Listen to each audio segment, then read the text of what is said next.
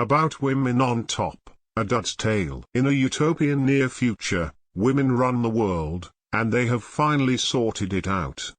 Nurturing the earth back to health following centuries of male violence, and creating a pristine commercial paradise, women have separated men into those that are fertile, studs, and those that are useless, duds. It is one such dud, he who is labeled Wimpole, who threatens this paradise.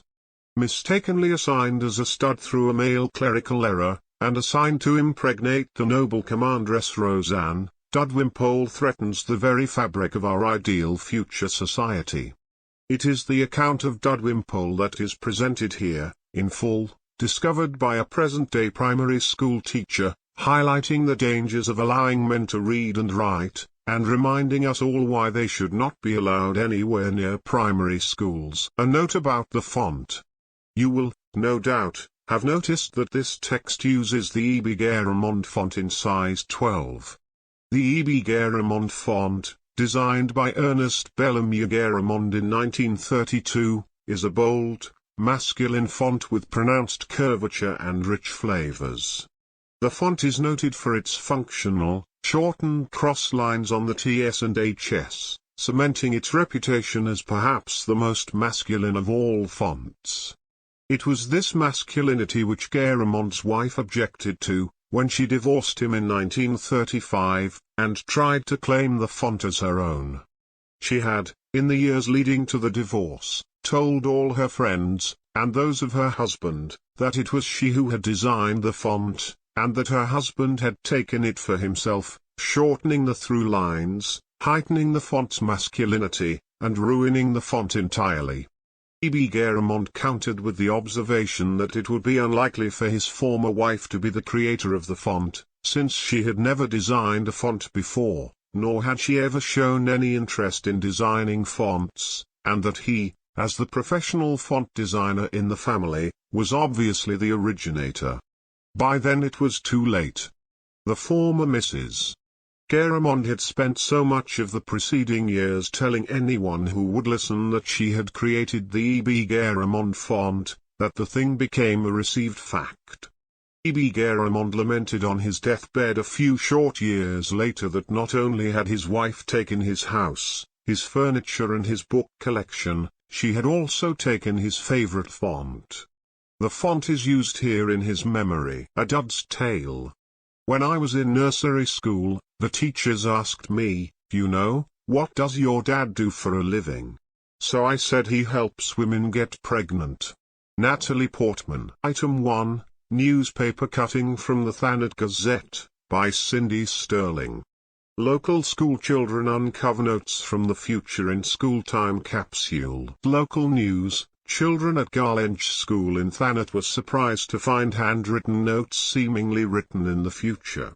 The Year 3 children found the pages, dated 2050, and titled A Dud's Tale, when unpacking the contents from a time capsule buried on school grounds in 1950. Amid items clearly dated from the 1950s, including a tin of Spam, postcards from the post-war period, and faded drawings from Garlenge school children, were these strange, handwritten pages, inscribed on translucent, plastic sheets, and signed by one Dud Wimpole. Having shielded the children from the contents of the pages, Headmistress June Spencer has advised they seem to have been written by a pervert.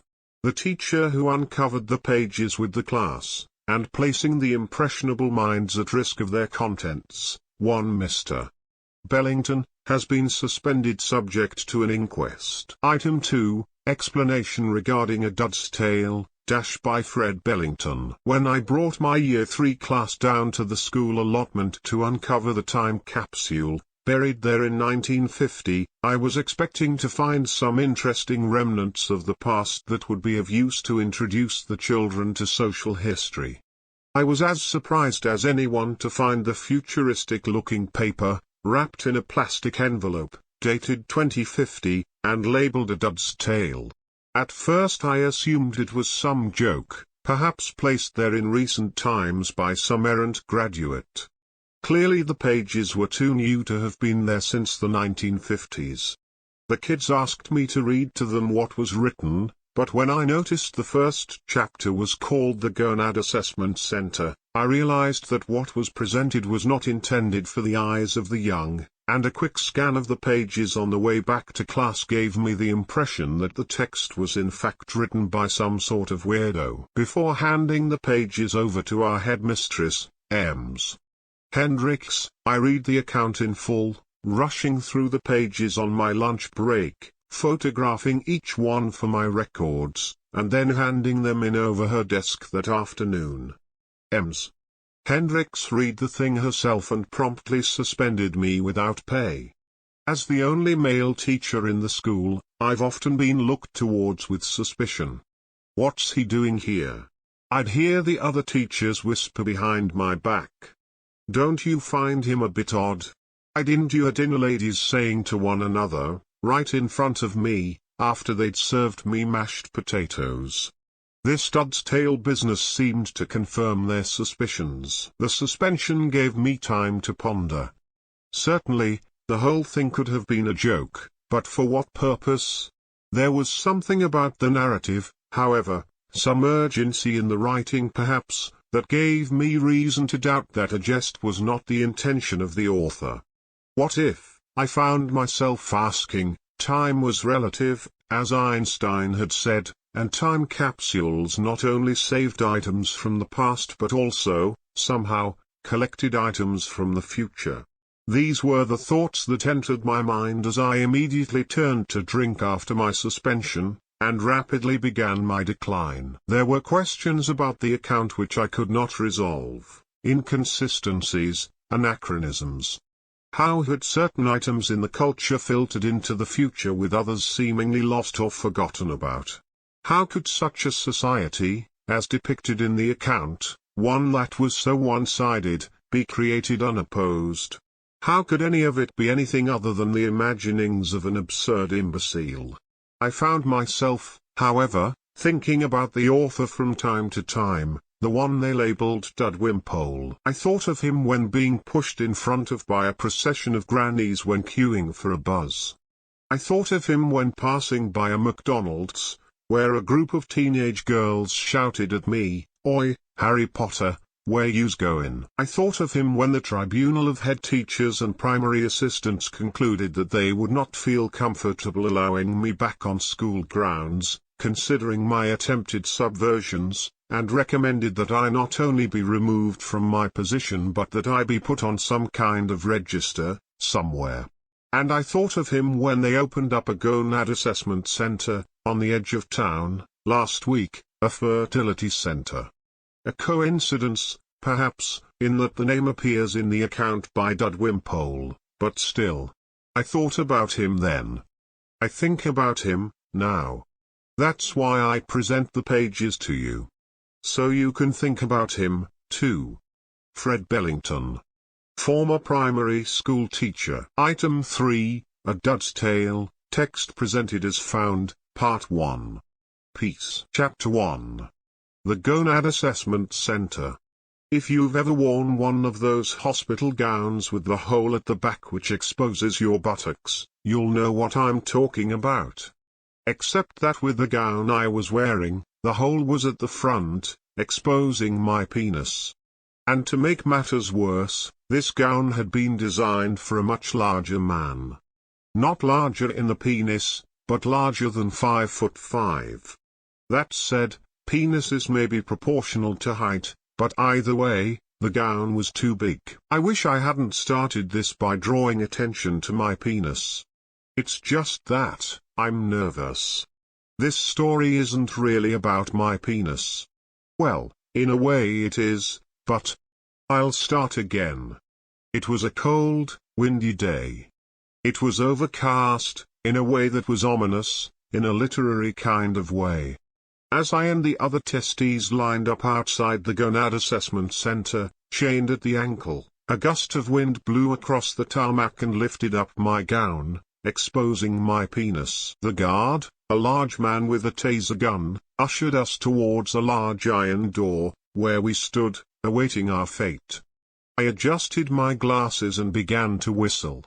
And as often happens whenever I whistle, I found myself having to explain myself. "How can you be whistling at a time like this?" asked the guy standing in line behind me. Truth is, I often whistle when I'm nervous. However, mixed with the nerves that remain a permanence in my body, at that time, was a strain of carefree relief. "Why wouldn't I be whistling?" I asked, turning to face the guy. "What if you're found to be infertile? What if you're a dud?" "Of course I'll be found to be infertile. Of course I'm a dud," I told the guy, proudly. This whole thing was a waste of time. Fertility rates had been dropping naturally in males for the past 50 years. Some said it was the result of men living in an increasingly women-led society. But the women said it was because we were assholes. The fallout from the nuclear war made things worse. Now, 1 in 1,000 guys were fertile, and this little visit to the Gonad Assessment Center was aimed at finding that 1 in 1,000. I lived life content in the knowledge that all signs pointed to me being infertile: frail shoulders, hunched back, the inability to play sports, dance or hold a rhythm, a seemingly natural ability to displease and irritate women, without even trying. I would never get dragged into the whole dangerous business of wooing a female so that I could help her produce clones of herself.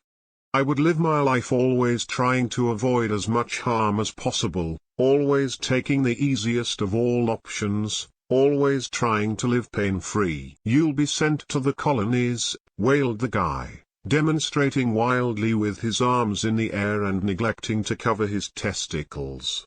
That 1 in 1,000 guy would be assigned to the household of a commandress, to live under her total control, service her every need and attempt to fertilize her eggs. The rest of us would be given a broom, shipped off to the colonies and ordered to sweep nuclear waste until our internal organs disintegrated or our eyeballs exploded from the toxicity of the conditions, usually within 3 to 6 months. We were the lucky ones. There are far worse things in life than having to sweep nuclear waste all day, I said to the guy, trying to offer some reassurance, but this reassurance was short-lived as the huge giant door behind which we lined, was opened.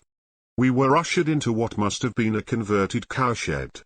Except that instead of cows standing side by side, waiting in blissful ignorance to be shot in the head, my fellow testes were standing side by side, masturbating into swill buckets.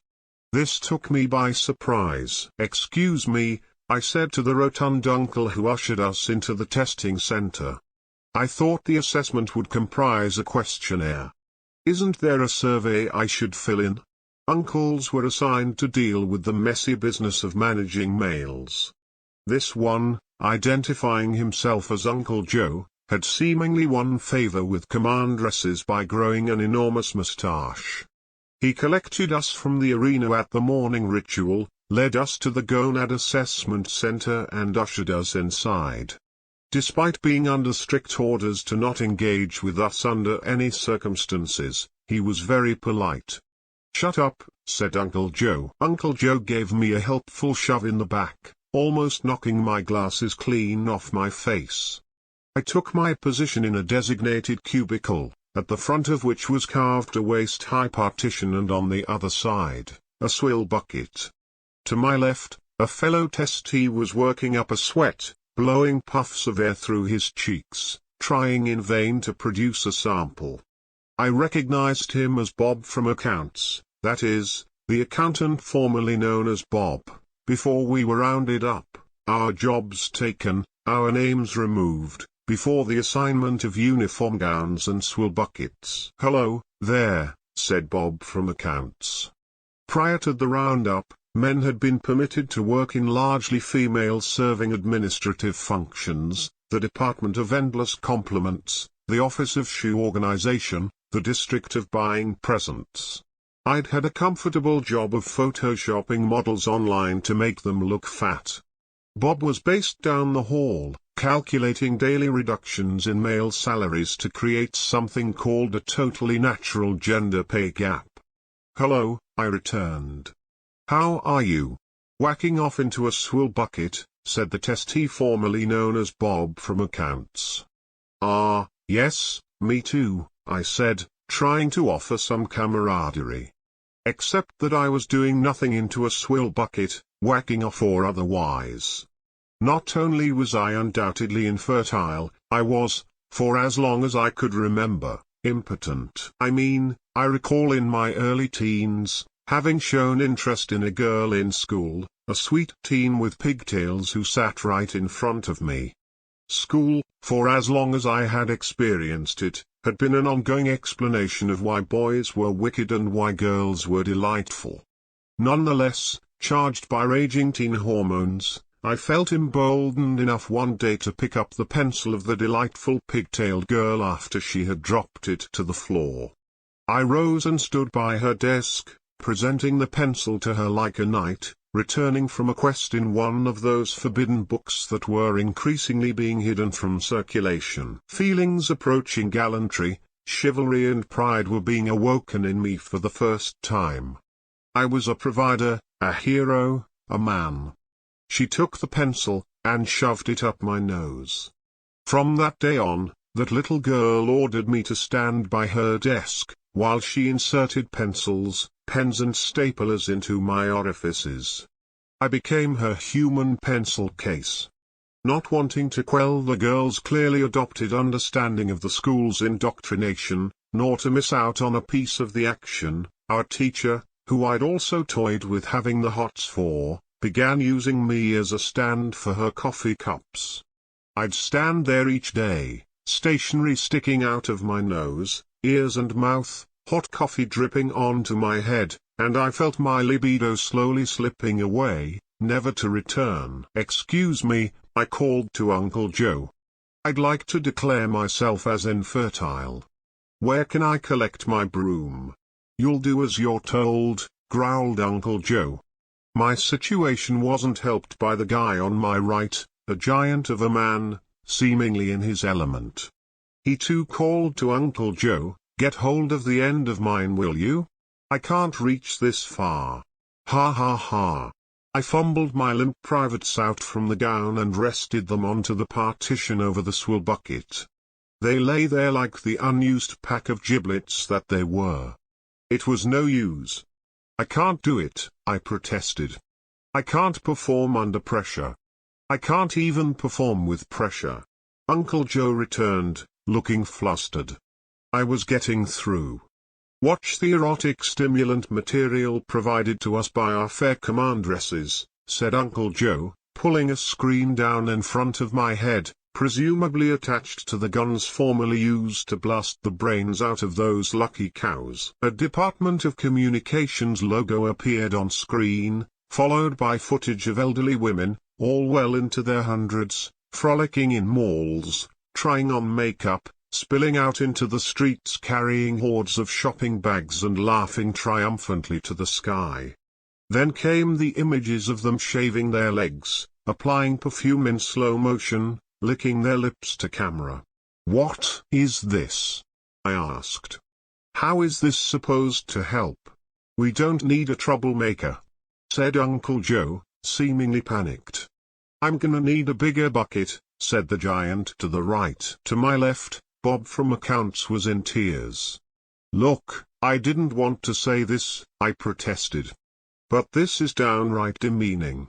Uncle Joe hovered nervously in front of me. "I can't do this," I exclaimed. "I can't do it and I won't do it." Uncle Joe took my testicles in his hand and squeezed the contents into the bucket. "That did it," I said, and I passed out.